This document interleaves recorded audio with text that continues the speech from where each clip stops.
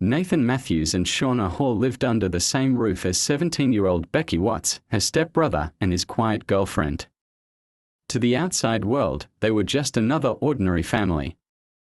But behind closed doors, jealousy, resentment, and a twisted obsession were festering.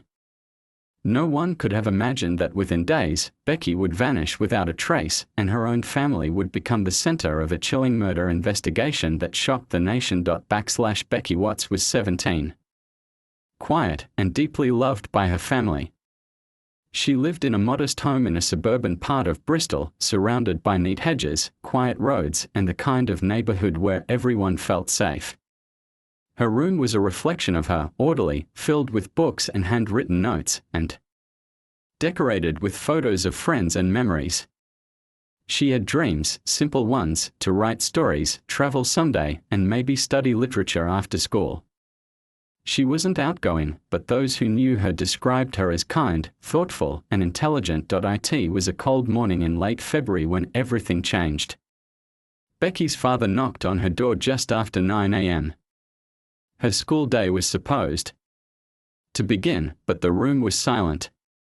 He called her name, waited a moment, then pushed the door open. The bed was still made, her shoes untouched by the door, her coat hanging on its hook. Most worrying of all, her phone and bag were still on the desk. It didn't look like she'd left for school at all. She was simply gone. At first, the family thought maybe she had left early to meet someone or gone to the library. But as hours passed with no messages or calls, worry turned to fear. Becky was always in contact, even if it was just a quick text. She never went off without telling anyone. By evening, her father reported her missing. The police arrived, asked the usual questions, and made a record. They didn't yet treat it as anything serious. Teenagers disappear sometimes, they said. Most come home within a day or two. But Becky didn't come back. As word spread, her friends grew concerned. No one had seen her, heard from her, or had any clue where she might be. Social media was quiet. Her last activity was from the night before, nothing since. Police interviewed family members, including her stepbrother Nathan, who lived in the same house. He told officers he hadn't seen her that morning and that everything seemed normal. He was calm, even helpful, offering his account without hesitation. Flyers were printed with Becky's photo and posted all over the neighborhood. Volunteers searched nearby parks, back alleys, abandoned buildings, and wooded areas. Police set up a tip line. Helicopters with infrared cameras flew overhead, hoping to catch something missed on the ground. Nothing turned up. No sightings. No phone activity. No trace of Becky. The media picked up the story quickly. A missing teenager vanished without a clue from her own home made for unsettling headlines. People across the country began to follow the case. What struck many as unusual was the complete lack of evidence. There was no sign of struggle, no forced entry, no suspicious activity caught on nearby security cameras. It was as if Becky had simply disappeared into thin air. Behind closed doors, her family was falling apart. Her father barely slept. Her stepmother blamed herself. And all the while, one person in that house knew the truth. But no one had even begun to suspect him yet. Days passed, and Becky's disappearance became a mystery that seemed to have no answers. Police efforts intensified, but each lead dissolved into nothing. The public followed the case closely. The idea of a teenage girl vanishing from her own home, without a trace, deeply unsettled the quiet community of Bristol. The family home, once filled with routine and comfort, became a base of operations for search teams and media inquiries.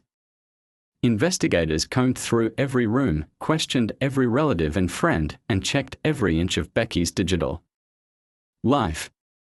Still, there were no breakthroughs. Then a neighbor came forward with a strange observation. It wasn't a major detail, but in a case so empty of clues, it stood out. The neighbor remembered seeing Becky's stepbrother, Nathan, and his girlfriend, Shauna, acting oddly on the day Becky vanished. According to the neighbor, the couple had been moving heavy black bags into their car in the early afternoon, well after Becky should have been at school. The sight had seemed unusual, but not suspicious enough to report at the time. Now, under the weight of the investigation, it suddenly felt significant. Detectives followed up on the tip, requesting to search Nathan's car. At first, Nathan agreed. But when they asked to see the garage again, his demeanor changed. It was subtle, just a flicker of hesitation, but enough to raise suspicion. The garage had already been searched early in the investigation, but only briefly. Now, police decided to conduct a deeper inspection. They began moving boxes and storage bins, and tucked behind a dusty shelf, they found something that made their stomachs turn: a large, dark suitcase. Inside, they discovered blood-stained clothing and towels. The suitcase reeked of bleach and chemical cleaners. A forensics team was called immediately. The DNA results confirmed what the family feared most. The blood belonged to Becky. The peaceful image of the family home shattered in an instant. Nathan and Shauna were brought in for questioning. Nathan stuck to his story at first, claiming he had nothing to do with Becky's disappearance. He insisted the suitcase had nothing to do with her and offered vague explanations about its contents. But the evidence was too strong. Forensics also revealed traces of blood in the bathroom drain and in the boot of Nathan's car. Small splatters had been missed during the initial search, but under luminol, they lit up like warning signs. As investigators pieced together the timeline, things started to make a grim kind of sense. Nathan had no real alibi for the morning. Becky vanished. Phone records showed him at home. Shauna's phone had been off during key hours. They had visited a hardware store the day before, purchasing gloves, trash bags, and cleaning products. Surveillance footage confirmed it. The investigation shifted from a missing person case to a homicide inquiry. But even with the blood evidence, Becky's body had not been found. There was still hope she might be alive somewhere, somehow. But deep down, detectives feared they were already too late. The search for Becky's body became the top priority. With Nathan and Shauna in custody, police combed through every detail of their movements. Phone records, security camera footage, gas station receipts, anything that could point to where they had gone in the days following Becky's disappearance. It was a race against time. Detectives knew that even though the truth was slowly emerging, they still didn't have the whole picture. The community waited in dread. The media updated the story daily. And Becky's family held on to a thread of hope that maybe, just maybe, she was still out there somewhere. Then, a breakthrough came from an unexpected source. Cell tower data showed Nathan's phone had pinged in a wooded area outside Bristol, the morning after Becky went missing. It wasn't a place he had any reason to be. Officers were dispatched to the location immediately. The area was remote, thick with trees and uneven ground. Search dogs were brought in. The team worked in silence, the air tense with the weight of what they might find. Hours passed. Then, one of the dogs signaled at a patch of disturbed soil. Investigators carefully began digging. Under the surface, wrapped in multiple layers of black plastic, they found what they feared: body parts, separated and packaged with chilling care.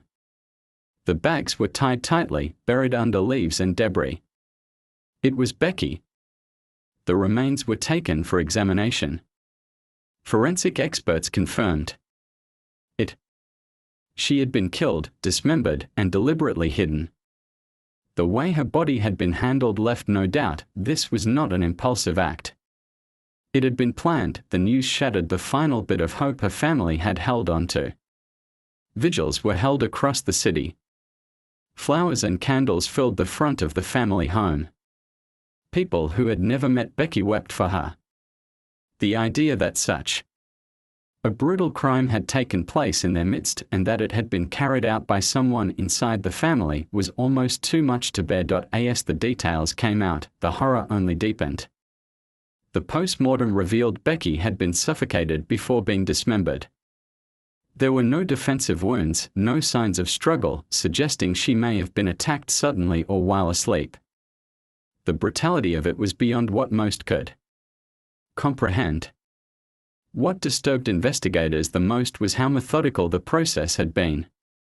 Nathan hadn't just killed her, he had prepared for it, concealed it, and attempted to erase every trace of it. Nathan remained silent through much of the questioning. Shauna, under pressure, admitted she had helped move Becky's body but denied being involved in the actual killing. Still, her story had holes. CCTV footage, cleaning supplies, and her presence at key locations tied her to the cover-up. The prosecutors prepared charges for both of them, murder for Nathan and assisting an offender for Shauna. But behind every legal term was a deeper truth. A young girl had been betrayed, mutilated, and discarded by those who should have protected her. The justice system was ready to respond. But the damage could never be undone. As the case against Nathan and Shauna built, detectives dug deeper into their lives, searching for a motive. What they found was disturbing. Beneath Nathan's quiet exterior was a world of resentment and dark obsession. He had always felt like an outsider in his own family. Becky, with her soft nature and warm personality, was often praised by relatives and teachers. Nathan, on the other hand, had struggled to connect, frequently withdrawn and prone to anger behind closed doors. Over time, a quiet jealousy festered. He began to see Becky not as a sister, but as a symbol of everything he lacked: attention, affection, and purpose. On Nathan's laptop, investigators uncovered search histories that sent chills through the room. Phrases like "how to make someone disappear," "ways to dismember a body," and "how long does DNA last" had been entered weeks before Becky's disappearance. He had visited forums discussing unsolved murders and had even saved crime scene photos from other cases. This wasn't an act of panic or impulse. He had been planning something for some time. A hidden folder on his computer contained handwritten notes, digital diaries filled with venomous thoughts about his family. One passage, printed out and presented during the investigation, described a fantasy of erasing the people who never saw me. Becky was named directly in one entry. He felt she was favored, that she had stolen the life he believed he deserved. It wasn't rational, but it was enough to drive him toward an unspeakable act. Shauna's role in the crime became clearer as the investigation continued. While she maintained that she hadn't been involved in the killing itself, evidence showed she had helped clean up the scene, pack Becky's remains, and dispose of them. Her fingerprints were found on the plastic bags used to wrap the body. She had bought bleach and rubber gloves. Surveillance footage showed her with Nathan at the hardware store the day before the murder, purchasing a saw and large trash bags. She claimed she had no idea what they were really for. But her behavior after the crime, calm, cooperative, and precise, suggested otherwise. Friends of Shauna were interviewed. Some said she was quiet, reserved, but others mentioned she was easily influenced, particularly by Nathan. Their relationship was intense, even unhealthy. He dominated their conversations, and she often seemed to echo his thoughts. Whether she had acted out of fear, love, or loyalty, she had still chosen to help cover up the murder of a teenage girl. The psychological profile created by experts painted Nathan as manipulative and calculating. He had no history of mental illness, but showed strong signs of narcissism and detachment. He didn't see Becky as a person anymore, he saw her as an obstacle to be removed. Shauna, on the other hand, appeared emotionally dependent on Nathan, willing to follow him into darkness. Without fully grasping the consequences, what made the crime even more chilling was how normal everything had appeared from the outside. Two young adults living in a quiet neighborhood, blending in with everyone else. No one saw the storm coming. But it had been brewing for far longer than anyone realized. The trial of Nathan and Shauna captured the nation's attention. Courtrooms were filled with journalists, family members, and the public, all eager to understand how something so horrifying could happen within the walls of an ordinary home. The prosecution laid out the timeline in grim detail: how Becky had likely been attacked in the early hours of the morning, how her body was moved, dismembered, and hidden, and how the suspects attempted to carry on with life as if nothing had happened. Every new piece of evidence painted a picture of cruelty, calculation, and complete emotional detachment. Nathan sat in silence through most of the proceedings, rarely reacting. When asked to speak, he claimed Becky's death was accidental, that he only meant to scare her, not kill her. But the evidence spoke louder than his words. The internet searches, the journal entries, the detailed preparations, all of it contradicted his story. This wasn't a moment of rage or a prank gone wrong. It was a deliberate act. Shauna's defense focused on her emotional vulnerability and the influence Nathan had over her. Her lawyers argued that she had been manipulated, caught in something she didn't fully understand until it was too late. They presented messages between the two, highlighting how Nathan often controlled the conversation and how Shauna had expressed fear and confusion. But the prosecution reminded the jury that after Becky was killed, Shauna made no attempt to alert authorities. Instead, she helped clean the scene, hide the body, and lie to the police. The verdict came after hours of tense deliberation. Nathan was found guilty of murder and sentenced to life in prison, with a minimum of 32 years to serve.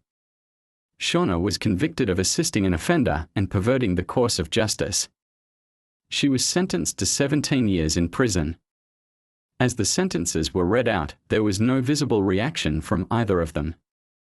But in the gallery, Becky's family wept, not out of relief, but from the finality of it all. No sentence could undo what had been done. In the weeks following the trial, Becky's name became a symbol of lost innocence. Memorials were held across the city. Schools invited speakers to talk about warning signs in relationships, about the dangers of silence and unchecked anger. Her story was told in classrooms, on the news, in documentaries. What made it so powerful was how ordinary it all seemed, how evil had been hiding behind a familiar face, how quickly life could be taken without warning. Becky's family tried to move forward, but the absence was permanent. Her bedroom was left untouched, a quiet space filled with the dreams of a girl who never got the chance to grow up. The house eventually emptied. The street, once lively, fell quiet. People still walked past slowly, sometimes stopping to leave flowers by the gate. Years later, her story is still remembered, not just because of the brutality, but because of what it revealed about hidden anger, ignored warnings, and the fragility of trust. Becky Watts should have been safe at home. Instead, her life became a painful reminder that sometimes the greatest danger lives right beside us.